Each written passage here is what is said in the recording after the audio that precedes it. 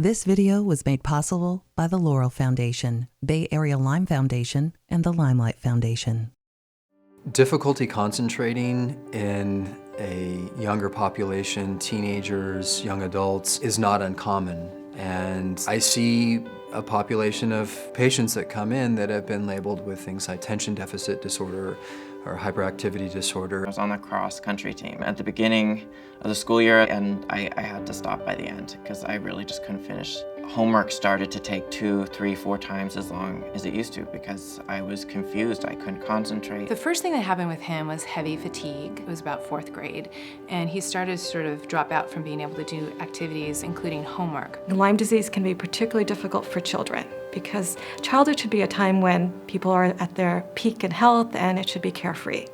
And these children and teenagers are often faced with this really debilitating illness. And then also childhood is a time where you're developing your sense of who you are. And the most difficult thing about that is the schools don't generally understand a fatiguing illness. So if you're chronically fatigued, if you can't focus, some of these children might start identifying themselves as lazy or unable to learn. They think it's an attitude problem or a psychological issue. And so that's also really important to identify that this is an illness and that we may not know who they are until they're healthier. They feel sick. Yes, they can't read as fast and write as fast sometimes. There are days that they need to take breaks.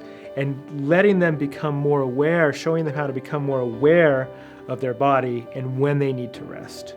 To have them become better self-monitors of their own behavior and their own feelings is one of the best ways to work with them as you go. As a high school student, when someone drops weight so fast and looks so emaciated, everyone's first thought, your peers, your teachers, your family, your doctors, to think, oh, this person has an eating disorder. And I didn't. Being behind with school, that kind of took over my social life because the energy that I did have was going to homework. My family and I were the only ones that knew the truth.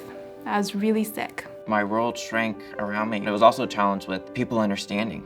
We lost some really good family friends, other parents that didn't necessarily understand what was going on with me and weren't sure if they really wanted their children hanging out with me. So that was a really painful process as well.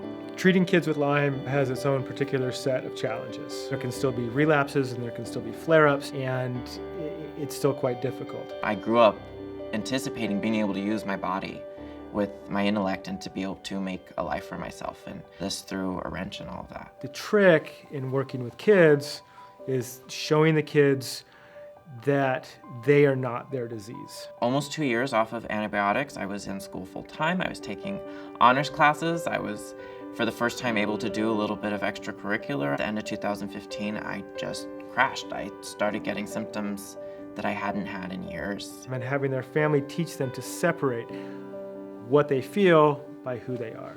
So that was really disruptive and disheartening, and I think I'd gotten to a point where I'd gotten enough better. I didn't really expect to get really sick again. As I started antibiotics and started to really get better and really get out there as an independent 28-year-old, it was also the same time as my 10-year high school reunion.